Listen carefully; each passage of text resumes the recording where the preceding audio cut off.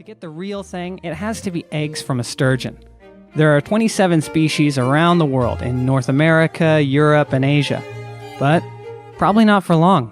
In this case, sturgeon will die out because humans are over-harvesting the populations and destroying their habitats. In 2010, the International Union for Conservation of Nature placed 18 species of sturgeon on its red list for threatened species, making the sturgeon the most endangered group of species on Earth.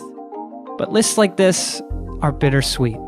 On one hand, they can help protect the sturgeon from further population decline. For instance, in many places in the US, it's illegal to fish endangered sturgeon species or import their eggs. On the other hand, the more rare caviar becomes, the more we can't get enough of it. There's actually an economic idea that explains this. It's called the rarity value thesis, and it describes how rarity increases the value of the item, even though the item itself has never changed. Sturgeon can weigh up to several thousand pounds and produce hundreds of pounds of roe at a time. The world record belongs to a beluga sturgeon that weighed 2,520 pounds and yielded 900 pounds of roe. Today, she'd be worth about $500,000. It wasn't until around the 20th century when these freshwater fish and their eggs became a rare commodity.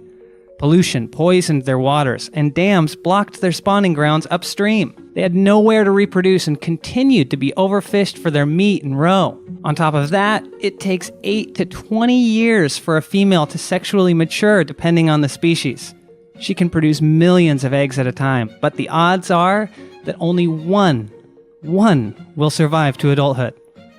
In the end, the sturgeon population just couldn't keep up with that demand, and their coveted eggs became the jewels of the luxury food scene.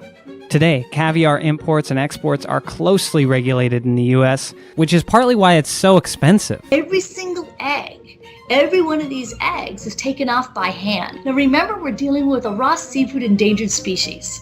So it's basically like eating and dealing with, edible elephant tusks. It is that heavily regulated. And that's why today, the majority of caviar comes from sturgeon farms. Little did I know that by 2011, all wild caviar would become illegal on the planet. When I started, there were 6 farms in the world raising sturgeon and only 2 producing caviar in the world. And that was in 2004. Now there's 2,000 farms around the world.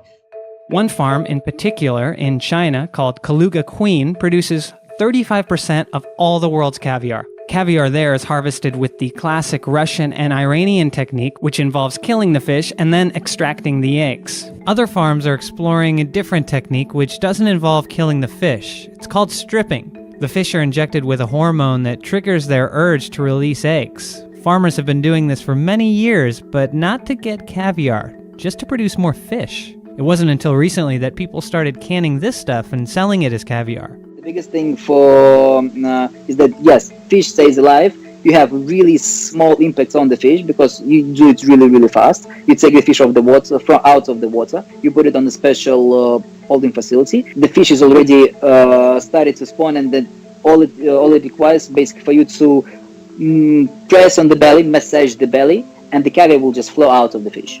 The idea behind no-kill caviar is a commendable one, but it has yet to really catch on. Either way, with caviar farms in place, this gives the wild sturgeon population a chance to recover. But whether or not that happens is largely up to us.